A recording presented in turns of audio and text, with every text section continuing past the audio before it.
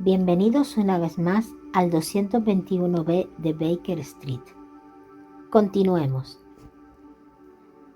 Bienvenidos una vez más al 221B de Baker Street.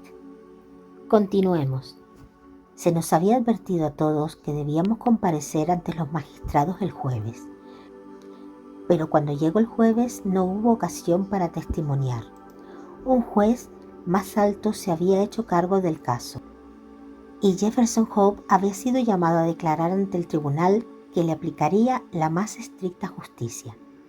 La misma noche de su captura reventó el aneurisma y por la mañana lo encontraron tendido en el suelo de su celda con una plácida sonrisa en el rostro, como si en los momentos anteriores a la muerte hubiera mirado hacia atrás y hubiera visto una vida provechosa y una tarea bien realizada. Esta muerte enfurecerá a Grissom y a Lestrade, observó Holmes, cuando hablamos del caso la tarde siguiente. ¿En qué quedará ahora la fama que les iba a procurar? No veo que ellos hayan desempeñado un gran papel en la captura, respondí. En este mundo no importa demasiado lo que uno haga, replicó mi compañero con amargura. Lo importante es de lo que uno es capaz de convencer a la gente que ha hecho. Lo mismo da, prosiguió después de una pausa en tono más animoso. No me había perdido esta investigación por nada del mundo. No hay un caso mejor entre todos los que recuerdo. Aunque era sencillo, presentaba algunos puntos muy instructivos. ¿Sencillo? Bien, la verdad es que no puede clasificarse de otro modo, dijo Sherlock Holmes con una sonrisa ante mi sorpresa. La prueba de su intrínseca sencillez es que, sin otra ayuda que unas deducciones de lo más corrientes, he podido echarle mano al criminal en menos de 3 días. Es verdad, reconocí. Ya le había explicado a usted que todo lo que escapa a lo corriente es antes un indicio que un estorbo. Para resolver un problema de esta índole es de capital importancia razonar hacia atrás. Se trata de una práctica muy útil y muy sencilla además, pero la gente no la ejercita demasiado. En los asuntos cotidianos es más útil razonar hacia adelante y por ello se desdeña la otra posibilidad. Por cada 50 individuos capaces de razonar sintéticamente, hay uno capaz de razonar analíticamente. Confieso, dije, que no acabo de comprenderlo. No esperaba que lo hiciese. Veamos si puedo exponerlo con más claridad. La mayoría de la gente, si usted les describe una serie de hechos, le dirá cuál va a ser el resultado. Son capaces de unir estos hechos en su mente y deducir de ellos lo que va a ocurrir. Hay, no obstante, pocas personas que, si usted les expone un resultado, son capaces de extraer de su propia conciencia los pasos que han conducido a él. A esa dificultad me refiero cuando hablo de razonar hacia atrás o analíticamente. Ya entiendo. Pues bien, este era un caso en que se nos daba el resultado y teníamos que descubrir todo lo demás. Deje que les ponga los diferentes pasos de mi razonamiento. Empecemos por el principio. Como sabe, me dirigí a la casa a pie y con la mente completamente libre de toda sensación. Empecé, claro está, por examinar la calzada de la calle y, como ya le expliqué, vi distintamente las huellas de un coche, que según deduje de mis investigaciones tenía que haber estado allí en el curso de la noche. Por la escasa distancia entre las ruedas tuve el convencimiento de que no se trataba de un carruaje privado, sino de un coche de alquiler. El habitual coche de punto londinense es considerablemente menos ancho que la berlina particular de un caballero. Ese fue el primer paso.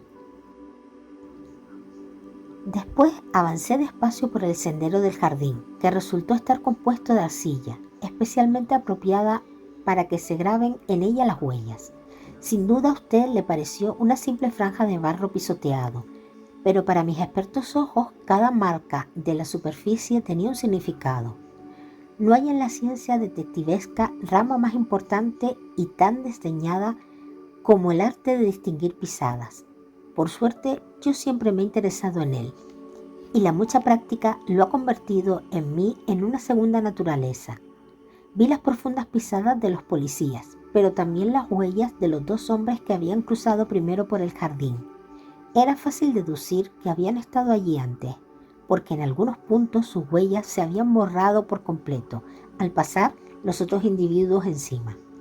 Así, construí el segundo eslabón de la cadena y supe que los visitantes nocturnos habían sido dos, uno de ellos de considerable estatura, según calculé a partir de la longitud de la zancada, y el otro vestido a la moda, a juzgar por la pequeña y elegante impresión dejada por sus botas. Al entrar en la casa se confirmó esta última deducción. El hombre de elegante calzado yacía ante mí. El alto, por tanto, había cometido el asesinato, si de asesinato se trataba.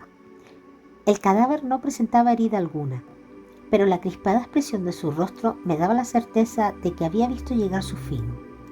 Nadie que muera de un ataque cardíaco o de cualquier muerte repentina por causas naturales muestra ese gesto desencajado. Olfateé los labios del muerto, percibí un ligero olor acre y concluí que le habían obligado a ingerir un veneno. También deduje que le habían obligado por el odio y el miedo que se leía en su rostro. Había llegado a este resultado valiéndome del método de exclusión. Ninguna otra hipótesis se ajustaba a los hechos. No vaya usted a imaginar que era una suposición inaudita.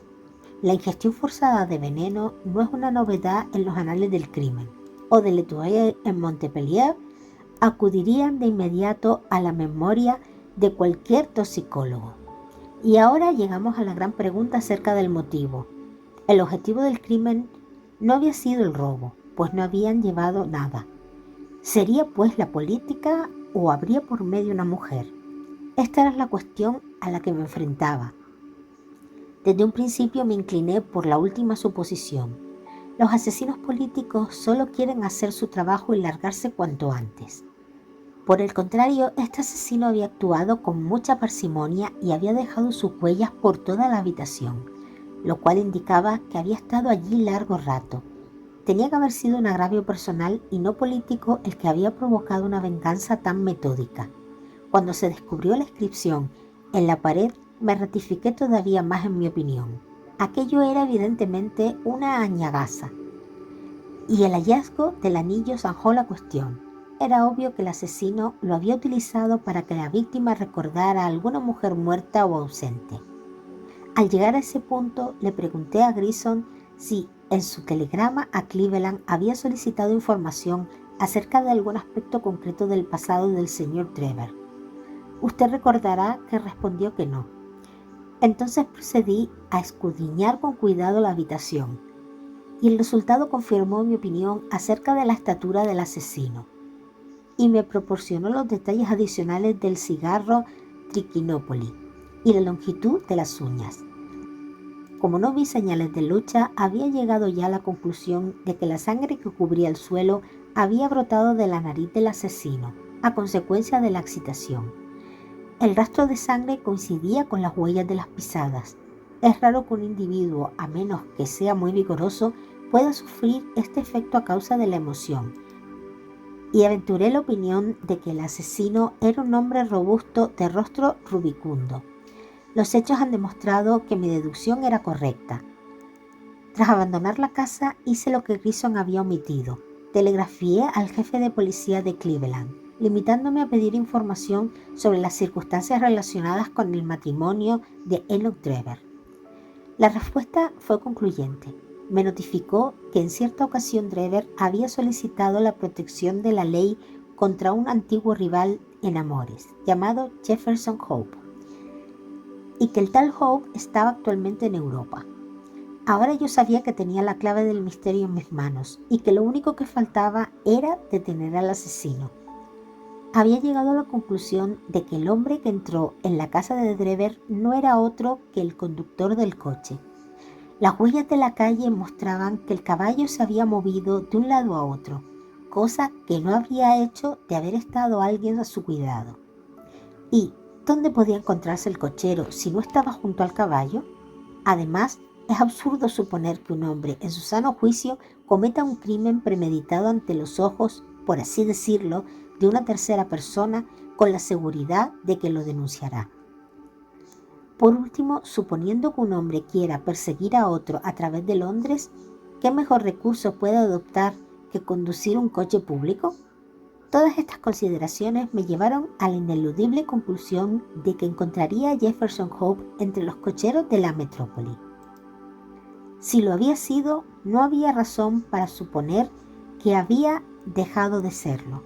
Por el contrario, desde su punto de vista, cualquier cambio repentino podía atraer la atención sobre él. Era probable que al menos por un tiempo siguiese desempeñando su trabajo. No vi motivos para suponer que lo hiciera bajo un nombre supuesto. ¿Por qué iba a cambiar su nombre en un país donde éste no era conocido por nadie? Así pues, organicé mi cuerpo detectivesco de golfos y los envié sistemáticamente a todos los propietarios de coches de alquiler de Londres, hasta que localizaran al hombre que buscaba. Usted guarda todavía el recuerdo reciente de lo bien que desempeñaron su cometido y de la rapidez con que yo saqué provecho de ello. El asesinato de Stangerson fue un incidente completamente inesperado, pero en cualquier caso nos hubiera sido difícil impedirlo. A través de él, como usted sabe, conseguí las píldoras, cuya existencia ya había conjeturado. Como ve, todo consiste en una cadena de consecuencias lógicas sin rupturas ni grietas. «Es asombroso», exclamé. «Sus méritos, Holmes, deberían ser públicamente reconocidos. Debería publicar una relación del caso. Si no lo hace, lo haré yo por usted». «Haga usted lo que quiera, doctor», respondió. «Mire», prosiguió teniéndome un periódico, «fíjese en esto». Era el hecho del día y el párrafo que me señalaba estaba dedicado al caso en cuestión.